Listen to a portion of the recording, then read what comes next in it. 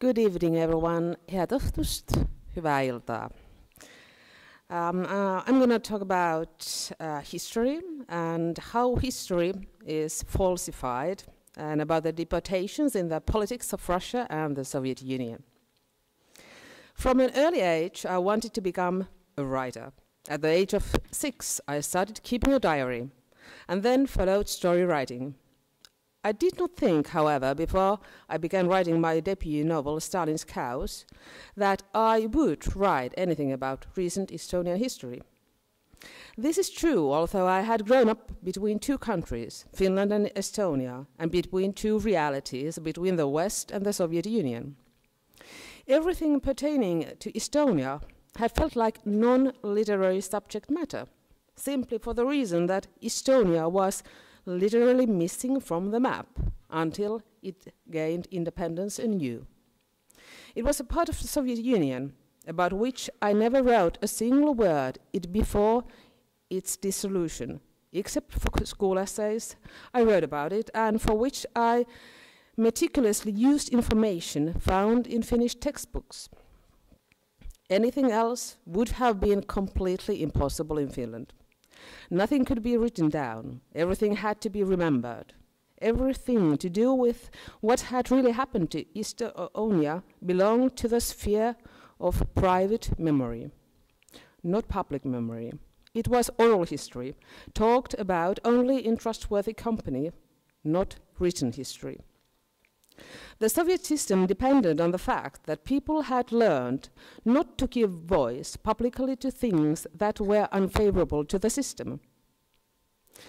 They understood this mode of behavior without questioning, because there was no point of comparison to another, different reality, not the kind of reality in which one could have written about such things, not even in Finland, which after all was independent state.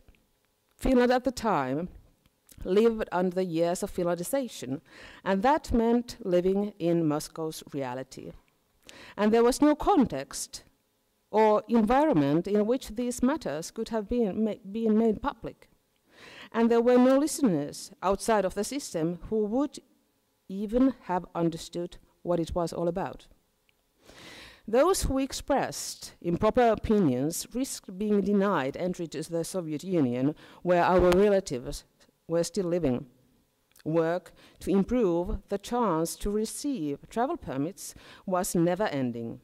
We were under constant threat that we would never again be allowed to step inside the borders of the Soviet Union, never again see our relatives, our letters no longer reach their destination, our phone calls not get through. Because my father went to work in the Soviet Union and my mother translated documents pertaining to trade with the Soviet Union, the threat also meant that jobs were in danger. And the employment opportunities in Finland for immigrants were very limited, except for those who had come from the Soviet Union and who cooperated with KGB. In my childhood, I had used the same expressions as other Estonians about camps, deportations, and other repressive actions. At the time I learned to speak, I also learned in Estonian the essential expressions, such as he went into the forest, he came back, he did not come back, he was taken to Siberia, or simply he was taken. I also learned that there was no point using these euphemisms outside of Estonia, because for the great majority of outsiders the meaning was unclear. Only individuals with personal experiences recognized them. However, networking with people who had command of this secret language was impossible outside of the Soviet Union in Finland. The West was full of informers, snitches, and people of Estonian origin or exiled Estonians who had left the great fatherland. They were all under surveillance, also outside the borders of the Soviet Union.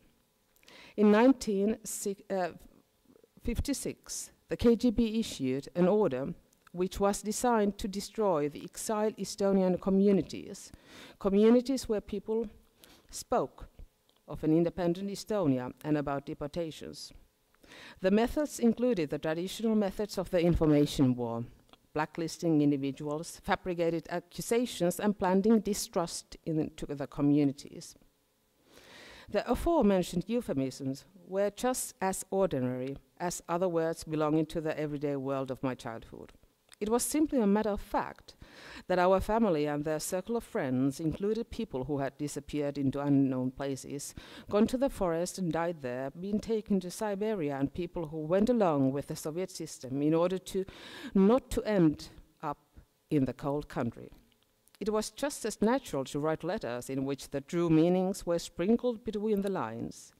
And that was done in phone conversations as well, and always indoors. This code of conduct was so common and so unquestioned that in Soviet Estonia the existence of any other modes of expressions had been completely forgotten. Estonia's independence and freedom were only a distant mirage. Of that, only few dared even dream. Not even the boldest were imagining what the reality of the free state would be like. That is why no one missed, for example, newspapers whose mission would be to convey information, or in which one could write about one's own experiences using the correct words: deportations, camps, torture, execution, censorship. Censorship that did not exist officially in Soviet Union, but was masked as editorial recommendations. In the Soviet Union, the confection of censorship and the press was to prevent the emergence of alternatives and the questioning of the existing system. The result was an alternative reality. Its vocabulary did not include expressions for those things that affect ordinary people's lives, their everyday conditions, but it did establish rules for what one could speak and how. The disconnect between the personal and the official was quite wearing, and it forced people to develop layered personalities, doubled identities. At the same time as I, in Finland, learned the words to the Song of the Flag, and to our land, the Finnish national anthem, which were always sang on Finland's Independence Day. In Estonia, Estonia's flag, the national anthem, and the combination of blue, black, and white of the flag, they were forbidden. At the same time as I in school in Finland read about Finland's greatest national story, the Winter War in Estonia, the greatest tragedy of Estonia's recent history, the deportations and the occupation, could not be talked about aloud or publicly. Officially, the tragedy did not exist. And it did not exist either in Finlandicized Finland, whose school textbooks had to have Moscow's approval. In practice, it meant that the young people of my age heard about Estonia for the first time as teenagers during Finnish class, only when Finnish-related languages were discussed. This is indeed an odd fact, given that we are talking about Finland's closest neighbor today, and before the Soviet occupation. That is how effectively the Soviet Union affected a complete loss of memory, even in neighboring Finland. Along with becoming independent again, a process of decolonization began in Estonia and is still ongoing, the undoing of the occupation. This entailed concrete actions, which included the removal of occupying army from the country, returning the property for the first independence era owners, a land reform, and restoring society, also the law, to the state that prevailed before the double occupation. The nation's memory also had to be rebuilt.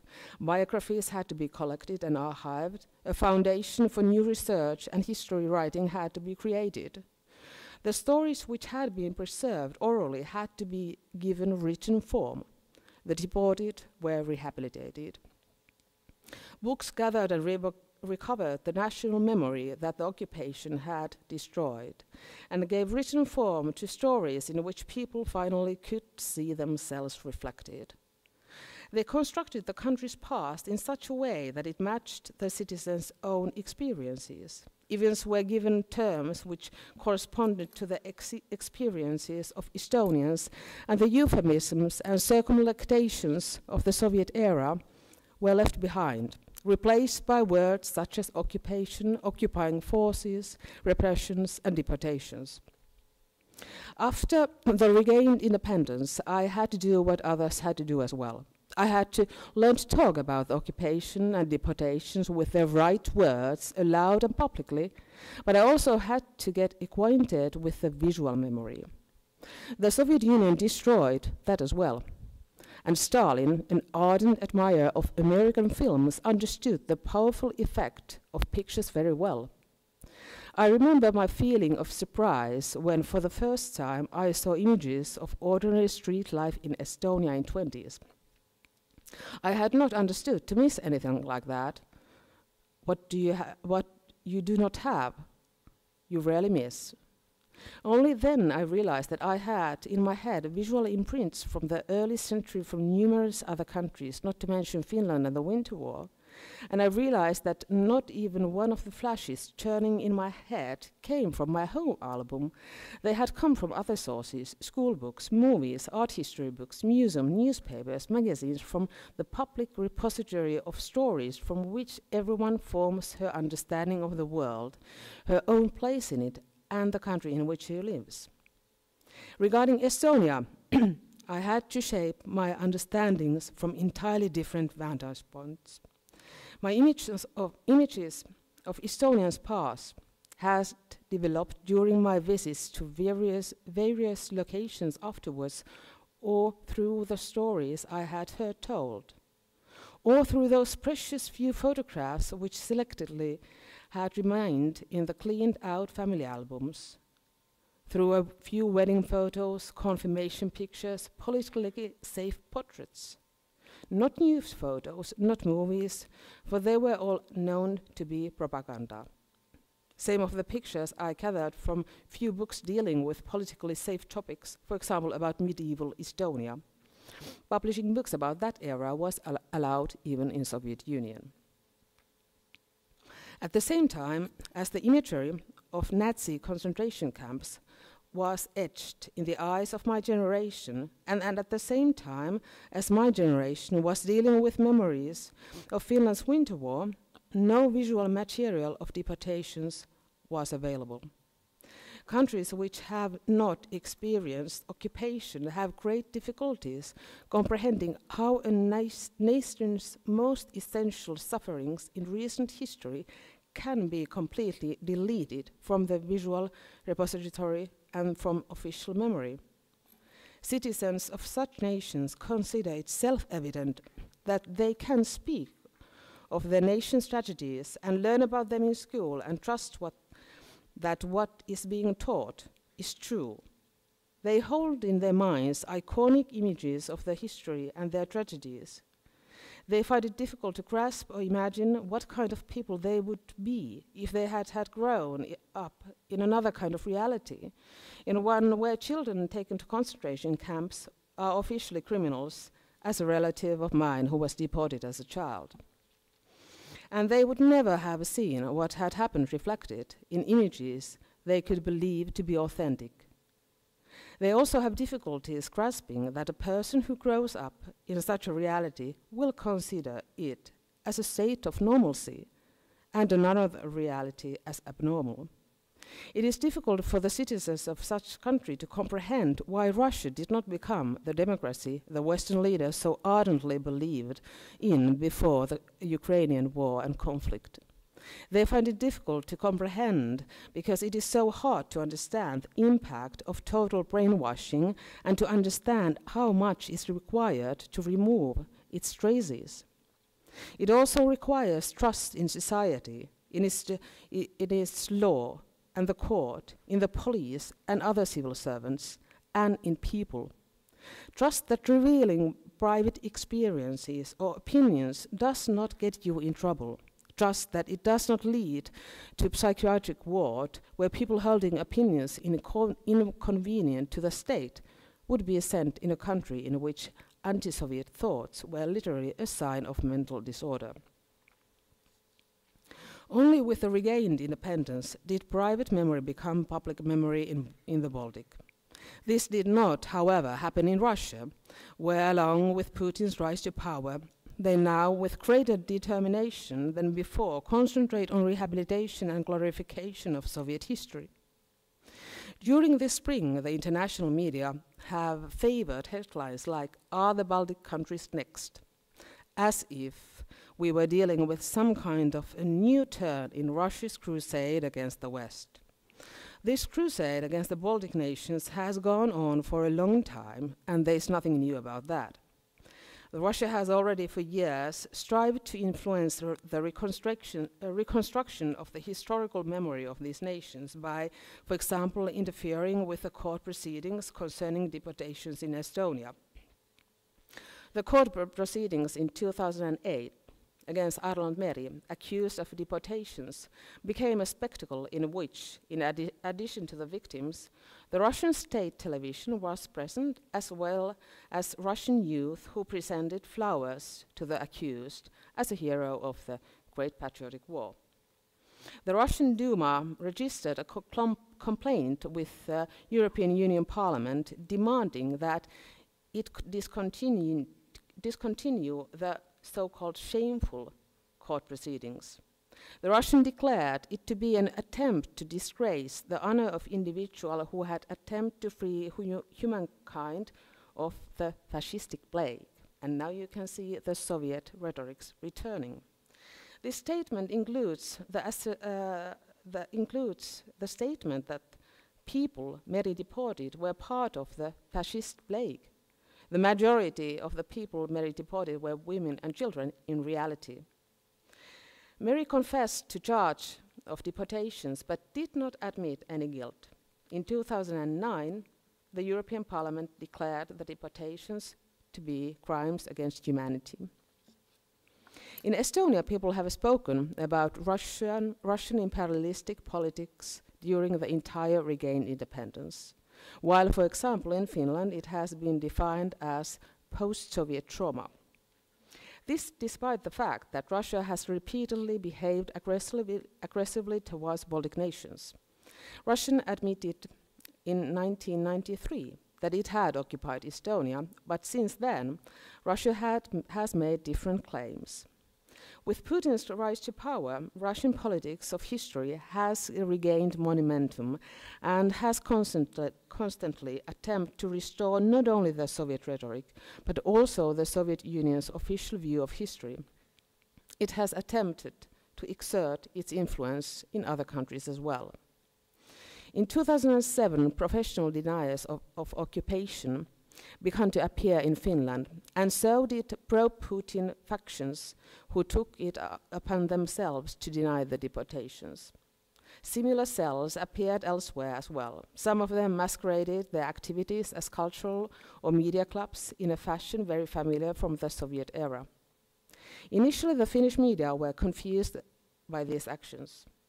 At the very time, the Finns has restored their relations with their closest neighbor, Estonia, at the very time when Finlandization and its effects on history began to be talked about, at the very time the crimes against humanity committed by Soviet Union and Nazi Germany had been compiled together in the school teaching as well, right then these cells began their very visible activities.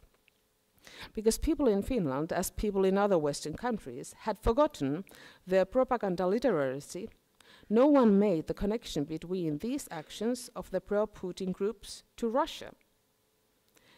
Because they were all Finns, these activists, not Russians. There is nothing new in this. Moscow has always found its mouthpiece among the local people, because people were everywhere just their own citizens. These activists considered deportations summer vacations. They published books, some of which were given lots of serious review space. The books systematically repeated the basic messages of Russia's information war and old Soviet narratives about the despicable Estonian fascists, who, as a matter of fact, are building concentration camps for Russians at this very moment. In addition to denying the occupations and the deportations, they exercised the end of Estonia's independence. Some of these individuals continued teaching in Finnish universities, despite the fact that it would be hard to imagine that even one university would accept Holocaust deniers on their premises. Despite the fact that National Socialist Germany and the Soviet Union are both described in our school books as totalitarian states, this knowledge is not internalized to the extent that they would be discussed as similar systems in the general universe of opinion. One example of this is precisely the fact that such persons were allowed to continue teaching in the university. The situation became tense in connection with the bronze statue controversy in 2007. A statue of Soviet soldier in the center of Tallinn became a symbol of the conflict. To the Estonians, the statue represented the occupying force. To the Russian speakers, a liberator. The statue was moved in a proper fashion to the cemetery and was not, as Russia claims, destroyed. The situation escalated into Kremlin-backed riots in Tallinn. In the Russian Duma, Estonia was accused of fascism already before the relocation of the statue. The Nashi youth, who enjoyed Moscow's protection, surrounded the Estonian embassy in Moscow and carried banderoles with slogans very familiar from the Russian media and the Ukrainian war. They made raunchy insults about the Estonian ambassador, and the Soviet occupation was declared a myth. In 2010, when editor and author Impi Paju and I published a book in Finland about the recent history of Estonia, Fear Behind Us All, an essay collection about occupations and deportations, Russians' reaction was the same. The book was a collection of essays in which Estonia's recent past was discussed from many perspectives. The authors were a versatile bunch: Estonians, Russians, Finns, included, for example, Anne Applebaum, President Ilves, and one of the world's best-known Soviet dissidents, Vladimir Mugovsky. The book launch attracted demonstrators from Russia. Nashi youth and representatives of Estonian Russian organization Night Watch, as well as the aforementioned Putinist activists. Putin's party, United Russia, issued a statement stating that the book was anti-Russia, and representatives of the party arrived in Finland to hold a press conference, to Russian media, of course. Also, the Estonian Russian Night Watch organization, which was active during the statue conflict, held its own press conference. Of course, none of them had read the book at the time, but that means little or nothing. The placards at the demonstrations were well known from the Ukraine and repeating old Soviet slogans. The book appeared in 2010. The bronze statue incident happened in 2007. Both these events were like small dress rehearsals for Russia's larger projects, practice for the full-fledged implementation which was materialized in the Ukrainian situation. The rehabilitations of Soviet history continues also on Russian soil. Just recently, the memorial organization in St. Petersburg, which gathers information about Gulag victims, was issued the court's decision. It has been listed as a foreign agent, which renders it suspicious in the eyes of the citizens of their own country. Russia's only Gulag museum is located in Perm, in the place of Camp Perm 36. We only very recently received the word that it will close its doors. This just as it had been nominated for the inclusion in the UNESCO list of World Heritage Sites. The local authorities have made it impossible for the museum to function, both in terms of financing and of interruptions to electricity and water supply. Aggression against the museum increased seriously with the escalation of the Ukrainian crisis. One citizen, it is alleged, found it problematic that the museum paid respects to Ukrainian and Lithuanian victims at the Perm camp, and those Lithuanians and Ukrainians, of course, had been fighting against Soviet Union. At the same time, it was announced that a museum, Novorossiya Museum, will open its door in St. Petersburg. This museum presents real Russia's own history fantasies. it will concentrate on telling about the sacrifices of the pro-Russian separatists in eastern Ukraine. Museum and memory, they are closely tied together. Memory is essential for their identity. It connects history with identity and identity with history, and it is the mission of museums to preserve that memory.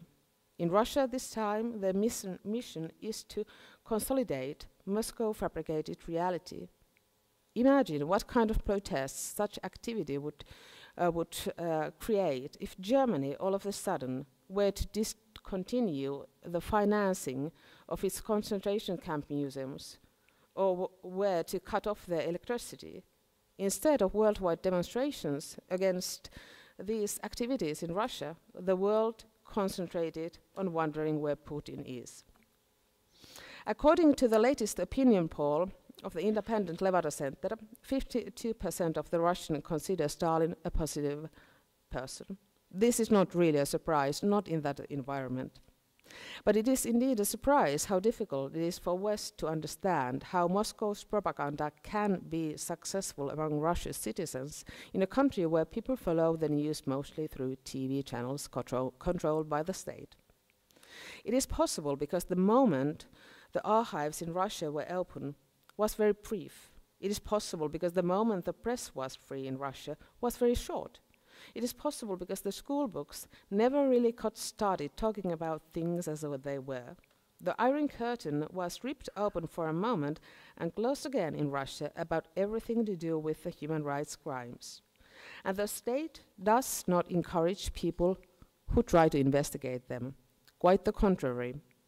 When we in the West already in school learned something about what colonialism meant to the African nations. In Russia, there is no attempt to make future generations understand what Russia's and Soviet Union's colonialism meant to the countries it occupied.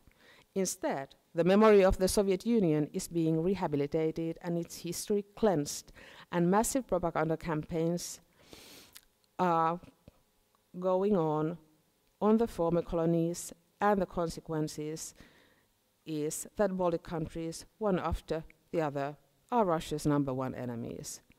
They are considered threats. And they are indeed threats to the Kremlin administrations insofar as they are prime examples of countries that have become modern democracies in an extremely short time. Countries who, after getting out from under their occupiers, have managed to create a free press, and where the standard of living is higher than in Russia, as is also life expectancy. That is why they are a threat to the Kremlin administration, because they do not want the Russians to understand that their country could have the same success under a different administration. That is why those small countries must remain enemies, not friends, not examples, but enemies. Then aggression towards them is justified. Then their experiences, their sufferings are also justified, and there is no need to feel empathy for the victims, because after all, they deserved it. In Svetlana Todorov's words, the enemy is the great justifier of terror, and totalitarian state cannot live without enemies. If there aren't any enemies, they must be invented. When they have been identified, they do deserve no mercy, not any. Being an enemy is an inescapable and hereditary stain. According to Moscow's moral code, the admission of errors, apologies, and redemption of crimes represent weakness. Respect can be earned only with violence. Therefore, the Western model of dealing with past does not apply in Russia. The absence of that moral code should have awakened the Western nations to realize that Russia will never be on the road to Western democracy. But the Western nation also failed to look for it because the Western nations have not learned to associate imperialism with Russia. It is as if no one understood that Russia should have had to do as much comprehensive work to deal with its recent past as any state that has lived under a totalitarian system. In the West, the word imperialism always conjures up with the images of the era of Western colonialism. Colonies far beyond the seas, slave ships from the Africa, not of deportations, trains to Siberia, although they too meant slave camps. Because without gulags, the natural resources of Siberia would never have been harvested. The groups who organized these slave transportations were never condemned as criminal organizations, and that is why former KGB men are now in power and hold on to the power with the same methods as before. History is a magnificent tool in this. Stalin's Great Patriotic War, as the Second World War is called in Russia, is still Russia's greatest success story. The name of the war reveals its essence. It silences the losses of others and emphasizes Russia's role as victim. The fact that others had victims and losses too is not part of Russia's story of losses. Not that the Soviet Union itself made victims of others. Not to mention that it tormented innocent people or committed war crimes such as deportation. That does not fit the storyline at all. Thank you.